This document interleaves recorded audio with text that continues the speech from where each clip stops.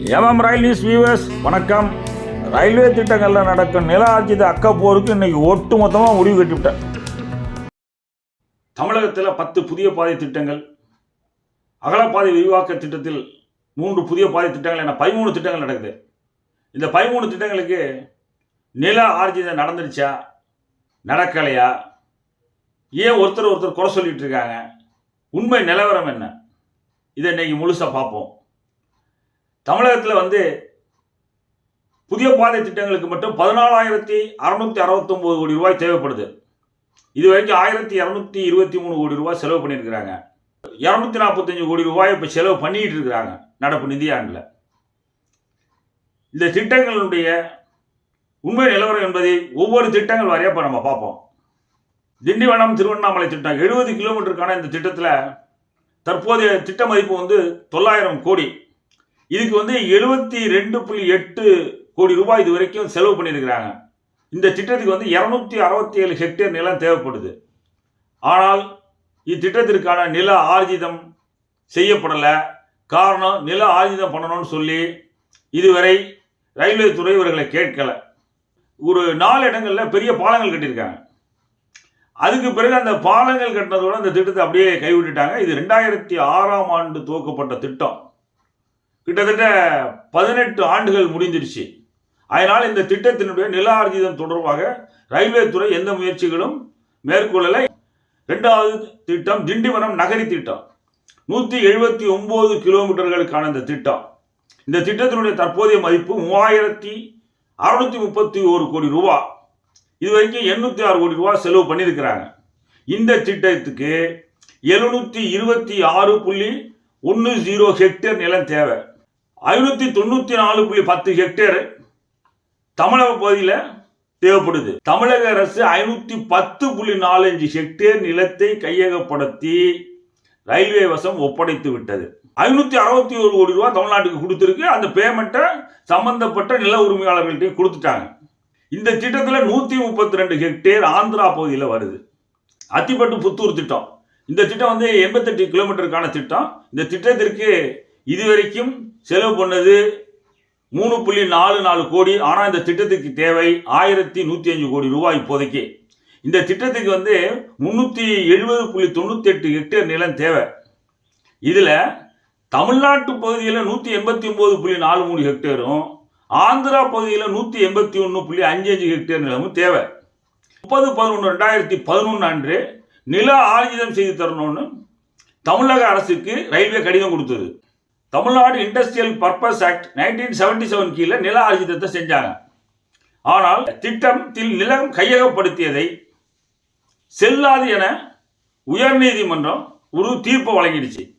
3/7/2019 வந்த தீர்ப்பு. அதனால் இந்த திட்டம் அப்படியே கிடப்பில் போடப்பட்டு விட்டது. ஈரோடு பழனி திட்டம். இந்த திட்டத்துடைய தற்போதைய மதிப்பு 1,140 கோடி. இதில் 1.48 கோடி தான் இது வரைக்கும் செலவு பண்ணியிருக்காங்க. ஏன்னா இந்த திட்டத்தை இவங்க துவக்கவே இல்லை. 2008 ஆரம்பித்த திட்டத்தை 6/7/2011 ஒரு கடிதம் கொடுத்து இந்த திட்டம் முடக்கப்பட்டதாக ரயில்வே அறிவிச்சிருச்சு. மீண்டும் 2022-23 தான் இதை செயல்படுத்த ரயில்வே வாரியம் முடிவு பண்ணுச்சு. தொடர்ந்து ரயில்வே வாரியம் இந்த திட்டத்துக்கு 1000 ரூபாய் தான் ஒதுக்கிட்டு இருக்கு. அதாவது இந்த திட்டம் கைவிடப்படலை, திட்டம் அலைவாக இருக்கு அப்படிங்கிறத காட்டுவதற்கு தான் அந்த 1000 ரூபாய் நிதி ஒதுக்கீடு. துவக்கிறதுக்கான மத்திய அரசு இன்னும் முடிவெடுக்காத காரணத்தினால நிலம் கையகப்படுத்துவது தொடர்பாக எந்த கடிதமும் தமிழக அரசுக்கு கொடுக்கப்படவில்லை.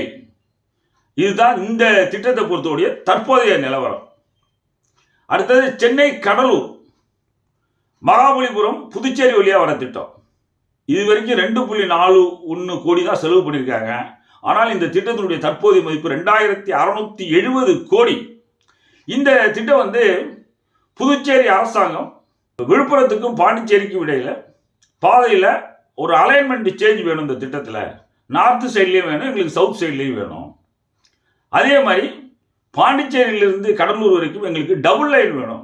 50% செலவுகளை நாங்கள் ஏற்றுக்கொள்கிறோம் அப்படின்னு சொல்லி ரயில்வே துறை கேட்டுக்கிட்டது அடிப்படையில் ரயில்வே துறை மறு சர்வேக்கு போயிட்டாங்க.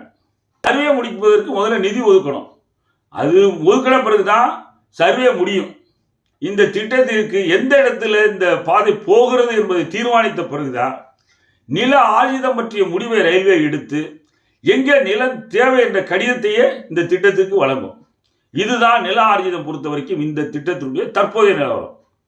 அடுத்தது மதுரை தூத்துக்குடி திட்டம் 143.5 கிலோமீட்டர் தூரத்துக்கான இந்த திட்டம் 2012/13 நிதியாண்டில் துவக்கப்பட்ட திட்டம்.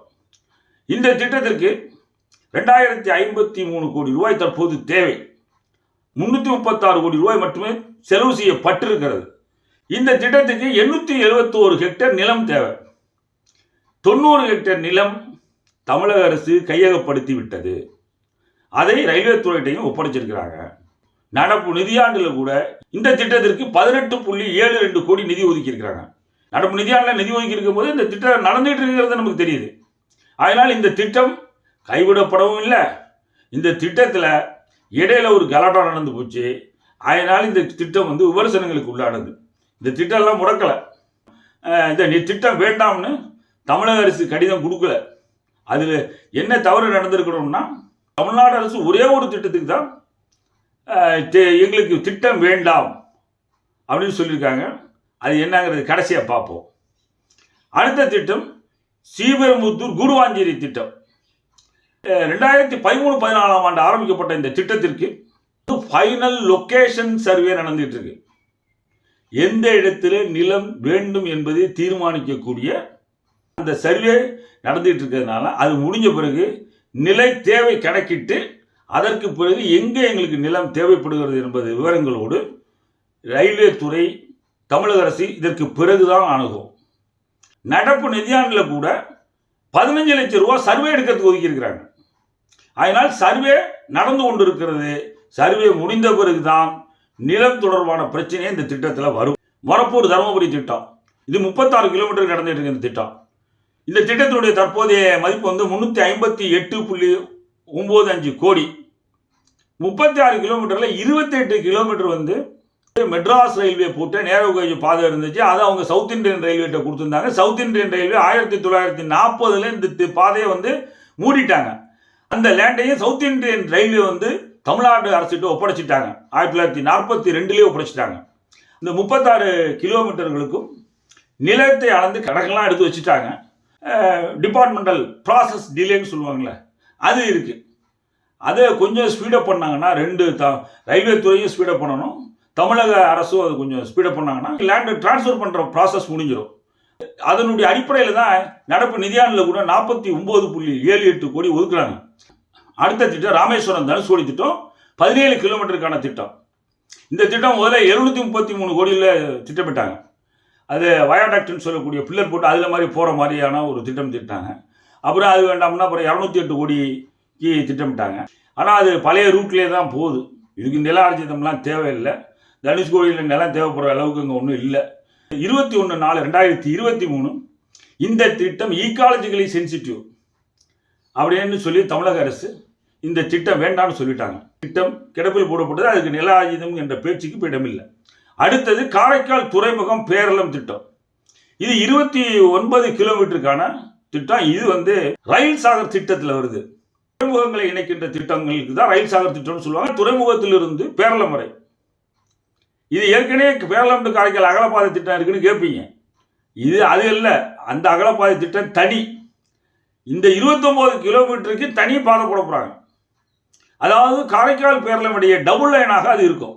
காரைக்கால் துறைமுகத்தினுடைய வடக்கு பகுதியிலிருந்து காரைக்கால் ரயில் நிலையத்திற்கான நிலம் கையப்படுத்துவது என்பது புதுச்சேரி அரசாங்கத்தோடு சேர்ந்தது. தமிழகத்தில் அகலப்பாதை திட்டத்தில் 3 புதிய பாதை திட்டங்கள் வருது. அதனுடைய நில ஆர்ஜியம் என்னன்னு பார்த்துருவோம். நாகப்பட்டினம் திருத்துறைப்பூண்டி இடையே ஒரு அகலப்பாதை திட்டத்தின் கீழே ஒரு புதிய பாதை திட்டம் இருக்குது. திருக்கோளை வழியாக போகிற திட்டம்.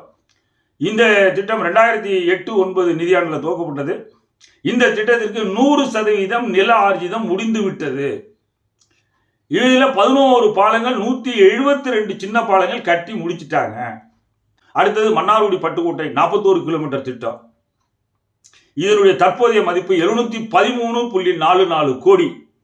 இதுக்கு 152 ஹெக்டேர் நிலம் தேவைப்படுது. பரவாக்கோட்டை மதுக்கூர் 2 இடங்களில் ரயில் நிலையங்கள் கட்ட போகிறாங்க. 3 பாலங்கள் கட்டுவதற்கு 2012-13 டெண்டர் விட்டாங்க. அதில் பாவனி ஆற்றில் மட்டும் பில்லர் போட்டு பாலம் நிற்கிது. நசுனி ஆற்றிலையும் கண்ணன் ஆற்றிலையும் அந்த பணிகள் துவக்கல. 2013-14 தான் கடைசியாக அதுக்கு நிதி ஒதுக்குனது. ஆர்ஜித பணிகளுக்கான முயற்சிகளை துவக்கியிருக்கு. ரயில்வே துறையும் துவக்கியிருக்கு, மாநில அரசும் துவக்கியிருக்கு. மன்னார்குடி பட்டுக்கோட்டை தஞ்சாவூர் ரயில்வே திட்டங்களை பற்றி மத்திய அரசுடைய இன்ஃப்ராஸ்ட்ரக்சர் ப்ராஜெக்ட் மானிட்டரிங் டிபார்ட்மெண்ட்டினுடைய அக்டோபர் மாதத்தினுடைய அறிக்கையில் detailed estimate of projects are under sanction, விரிவான திட்டத்தினுடைய மதிப்பீடு அண்டர் சாங்ஷனில் தான் இருக்குது, இன்னும் சாங்ஷன் ஆகலைன்னு குறிப்பிட்டிருக்காங்க. நில ஆர்ஜிதம் தொடர்பான யதார்த்தம் இதுதான். முழுமையான ஆதாரங்கள் அடிப்படையில் தான் இந்த செய்தியை நான் பதிவு செய்கிறேன்.